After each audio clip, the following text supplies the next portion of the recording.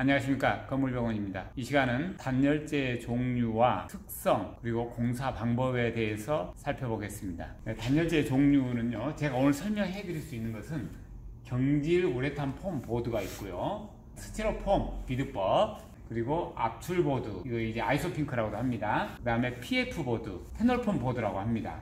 그리고 유리 섬유, 그 다음 수성 연질 폼이 있고요, 또 열반사 단열재가 있습니다. 주로 이제 보수를 하다 보니까 단열 성능이 좋아야 됩니다.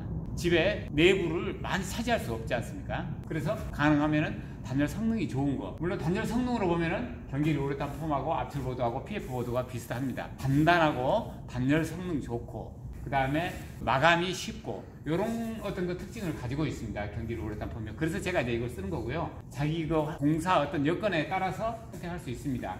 그리고 이제 비드법 보드, 요거는 습기에 굉장히 약하죠. 물이 안으로 들어가고요. 그 다음에 PF 보드도 마찬가지입니다. 이 PF 보드는 실상은 한참 그 미국에서 뭐 문제가 됐던 그런 제품인데 생산이 중단되고 했었는데 다시 또 각광을 받고 있습니다. 상당히 주목받고 있어요. 왜냐하면 이게 난연에 대한 문제가 이게 화두가 되면서 이게 불에 안 타거든요. 거의 뭐 유독가스도 없고요. 그래서 그 용도에 맞게 할 수밖에 없고요. 이제 또 조심해야 될 게 뭐가 있냐면요, 이제 유리 섬유 같은 것들은 이게 좀 처지는 경향이 있어요. 그래서 하자 발생할 때 보면은 이게 처져가지고 단열재가 없는 데가 이제 발생을 하고요. 또 이것도 마찬가지입니다. 이거 수성 연질폼도 처지지 않도록 잘 고정되도록 공사를 할 필요가 있어요. 이거 흐물흐물 해가지고. 그 다음에 또 열반사 단열재는 열 반사를 이용하는 겁니다. 예를 들면은 이게 벽이라고 해봐요. 벽이라고 했을 때에 여기다 열반사 단열재를 붙이고 여기다 또 뭘 또 붙여버리면 안 된다. 띄어야 돼요. 여기가 외부든 내부든 띄어야 돼요. 그래서 여기가 반사되는 걸, 거울처럼 반사되는 걸 이용해서 열을 차단하는 그런 성질을 가지고 있어요. 그러니까 열반사 단열재는 항상 그 공간을 확보할 수 있을 때, 그때만 열반사 단열재를 써야 됩니다. 그러면 단열재를 세대에서나 이렇게 실제 시공을 할 때에 어떤 단열재가 적당한지 그 특성을 잘 알고 하셔야 됩니다. 예를 들면은 일단 검증된 걸로는 대형 건설사 지금 그 큰 현장에서 쓰는 것은 경질 우레탄 폼, 이렇게 비드법, 그 다음에 압출보드, 이 세 가지라고 생각하면 이제 되고요. 이런 것들을 사용하면 이제 무난합니다. 근데 특별한 거, 뭐 기발한 거 뭐 나왔다, 이런 것들은 잘 살펴봐야 됩니다. 열 전도율이 얼만지, 깨는 얼만지, 결과가 어떻게 될 것인지, 이런 것들을 잘 따져봐서 해야 될 필요가 있습니다. 단열재의 종류는 사실 너무나 많습니다. 새로 생산되는 제품들도 있고 이래가지고 개발하고 이렇게 하기 때문에. 근데 중요한 원칙이 있어요. 이게 공사하는 데 있어서 중요한 원칙, 이걸 저는 말씀드리고 싶은 겁니다. 콘크리트 AF벽이라고 생각합시다.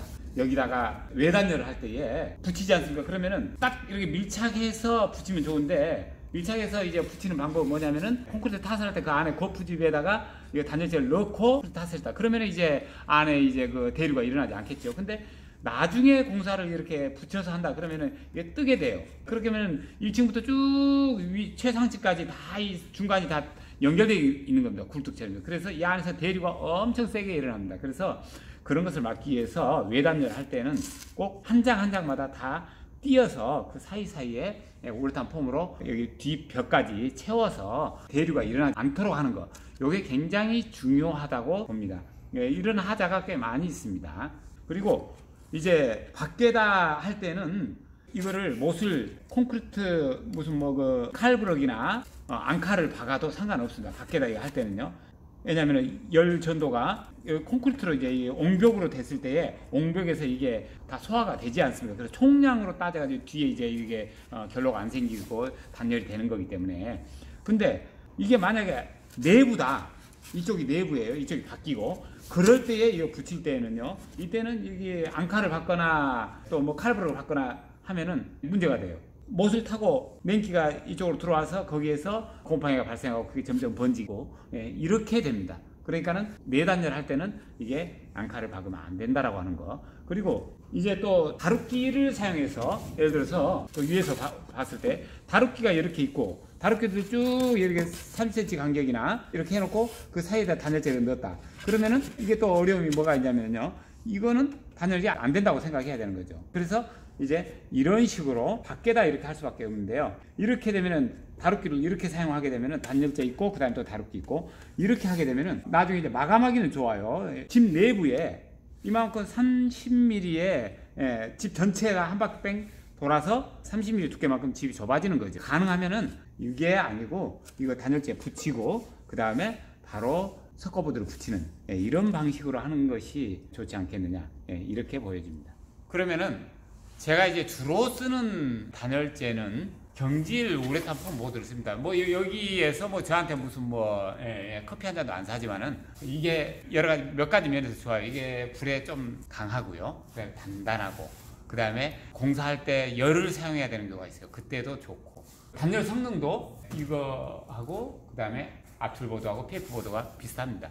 집 내부에 할 때 집을 많이 좁히지 않고 그렇게 할 수 있기 때문에 이렇게 주로 사용하고 있습니다. 자기 상황에 맞게 잘 쓰면 되고요. 대신에 이제 한 가지 저도 개혁적인 걸 좋아하고 새로운 걸 좋아하는데요. 단열을 할 때에 꼭 검증된 단열재를 쓰는 게 좋습니다. 그 단열 방식에 있어서 그 단열재가 열 전도율이 얼마인지 그리고 얼마의 두께로 하는 건지 이런 것들이 굉장히 중요한 데이터입니다. 그래서 그런 것들을 잘 고려해서 하십시오. 어느 회사에서 저한테 무슨 뭐 2번 바르면은 스티로폼 100ml 단열재의 효과가 있다 이렇게 그 홈페이지에 돼 있더라고요. 그래서 그거를 베란다에다 발라줬더니 6통 한꺼번에 사가지고 새 집에다 발라줬어요. 그런데 아예 단열이 제로예요. 이렇게 하면 안 되잖아요. 그래서 반드시 검증된 그런 단열재를 써라. 이렇게 말씀드리고 싶습니다.